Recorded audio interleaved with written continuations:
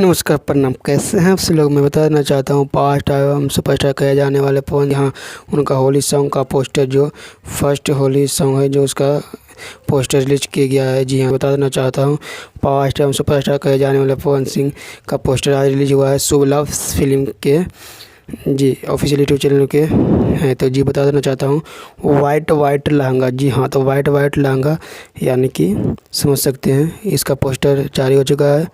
इस पे पवन सिंह एंड प्रियंका सिंह और फिट रहेंगे स्मृति सिन्हा जी। तो मैं बताना चाहता हूँ इसका लिरिक्स जो है अजय बच्चन, म्यूजिक छोटू रावत और इसको गाए हमारे पास पवन सिंह और प्रियंका सिंह। तो मैं बता देना चाहता हूँ इसमें फीमेल लीड मतलब जो करेंगे एक्टर पवन सिंह के साथ, तो स्मृति सिन्हा जी। तो मैं बताना चाहता हूँ इसको रिलीज जल्द ही किया जाएगा शुभ लव के ऑफिशियल यूट्यूब चैनल पे।